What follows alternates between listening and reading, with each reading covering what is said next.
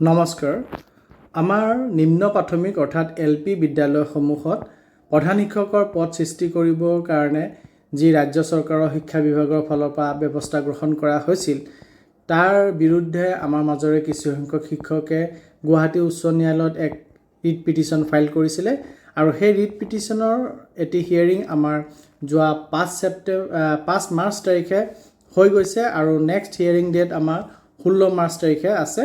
আৰু যদি আমি কেছটোৰ ষ্টেজ চাওঁ অৰ্থাৎ কেছটো কি পৰ্যায়ত আছে তেতিয়াহ'লে ষ্টে ভেকেটিং তাৰ অৰ্ডাৰৰ কাৰণে কেছটো আছে। অৰ্থাৎ যি 27 জুন 2025 তাৰিখে ইণ্টাৰিম অৰ্ডাৰ দিছিলে আৰু সেই ইণ্টাৰিম অৰ্ডাৰৰ জৰিয়তে যিয়ে প্ৰধান শিক্ষক পদত নিযুক্তি প্ৰক্ৰিয়া আৰম্ভ কৰিব বিচাৰিছিলে ৰাজ্য চৰকাৰৰ শিক্ষা বিভাগে তাক স্থগিত ৰাখিছিলে। তাক ভেকেট কৰিবৰ কাৰণে ৰাজ্য চৰকাৰৰ ফালৰ পৰা শিক্ষা বিভাগৰ ফালৰ পৰা কোৰ্টত আবেদন কৰা গৈছিল আৰু সেই আবেদনৰ ওপৰত শুনানি 5 মাৰ্চ তাৰিখে অনুষ্ঠিত হৈছিল। সেই শুনানিত কি হৈছিল আজি ভিডিঅ'টো মই আপোনালোকক জনাব চেষ্টা কৰিম।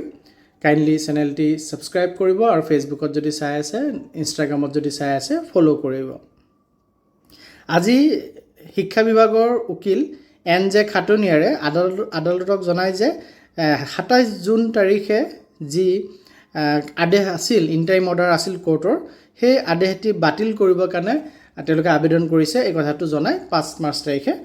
আৰু তাৰ লগতে আন পক্ষৰ অৰ্থাৎ বিপৰীত পক্ষৰ উকিলসকলে কোৰ্টক জনায় যে এতিয়াও তেওঁলোকে সেই আইৰ কপি পোৱা নাই অৰ্থাৎ সেই ইণ্টাৰলকুটৰী এপ্লিকেশ্যন যোনটো ফাইল কৰিছে চৰকাৰী পক্ষৰ ফালৰ পৰা তাৰ কপি তেওঁলোকে পোৱা নাই। অৰ্থাৎ তাত কি আছে তেওঁলোকৰ এপ্লিকেশ্যনখনত কি আছে কি যুক্তিত তেওঁলোকে এই যোনটো ষ্টে অৰ্ডাৰ আছিল সেই ষ্টে অৰ্ডাৰ ভেকেট কৰিব বিচাৰিছে অৰ্থাৎ আঁতৰোৱাব বিচাৰিছে তাক তেওঁলোকে তাৰ কপি তেওঁলোকে পোৱা নাই।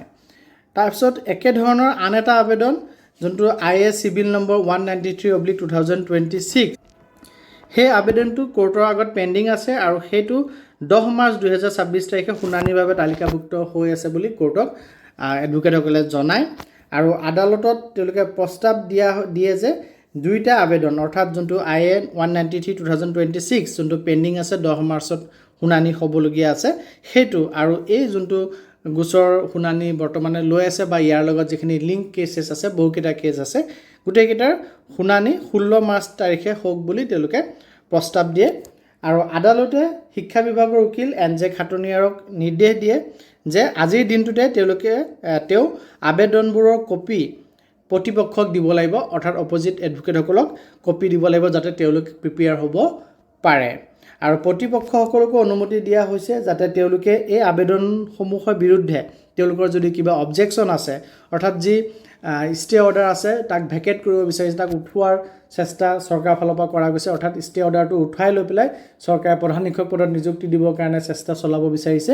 তাত যদি প্ৰতিপক্ষৰ অৰ্থাৎ বিপৰীত পক্ষৰ যদি কিবা আপত্তি আছে অবজেকশ্যন আছে তেতিয়াহ'লে তেওঁলোকে অবজেকশ্যন দাখিল কৰিব পাৰিব। তেওঁলোকে কপি পোৱাৰ পিছত কপিখিনি পঢ়ি লৈ পেলাই আবেদনখিনিৰ বিষয়ে জানি লৈ পেলাই তেওঁলোকে অবজেকশ্যন দিব পাৰিব।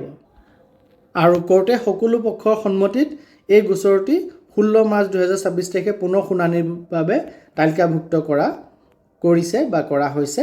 আৰু আগতে যি ইণ্টাৰিম অৰ্ডাৰ অৰ্থাৎ অস্থায়ী আদেশ যোনটো দিয়া আছিল যোনটো আদেশ আমাৰ 27 জুন 2025 তাৰিখৰ পৰা বলবৎ হৈ আছে অৰ্থাৎ চৰকাৰী পক্ষই বা শিক্ষা বিভাগে বৰ্তমান নিম্ন প্ৰাথমিক বিদ্যালয়ত প্ৰধান শিক্ষক নিযুক্তি দিব নোৱাৰিব সেই ইণ্টাৰিম অৰ্ডাৰটো 16 মাৰ্চ 2026 তাৰিখলৈকে বলবৎ থাকিব। আৰু 16 মাৰ্চ 2026 তাৰিখে সেই ইণ্টাৰিম অৰ্ডাৰটোক ভেকেট কৰিবৰ কাৰণে উঠাই দিবৰ কাৰণে যি চৰকাৰী পক্ষৰ আবেদন আছে সেই আবেদনৰ ওপৰত শুনানি ল'ব।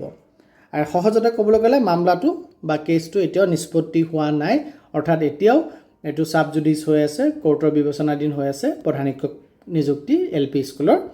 আৰু আগৰ যোনটো অস্থায়ী আদেশ আছিল অৰ্থাৎ বৰ্তমান চৰকাৰে নিযুক্তি দিব নোৱাৰিব সেই আদেশটি বাহাল আছে আৰু পৰৱৰ্তী শুনানি 16 মাৰ্চ 2026 তাৰিখে হ'ব গৈ আছে। গতিকে এইখিনি আপোনালোকক জনাবলগীয়া আছিল। বহুতে মোক সুধিছে এই বিষয়ে যে LP প্ৰধান শিক্ষক পদৰ যোনটো গোচৰটো কি অৱস্থাত আছে গতিকে গোচৰটোৰ বৰ্তমান স্থিতি এয়া। ধন্যবাদ।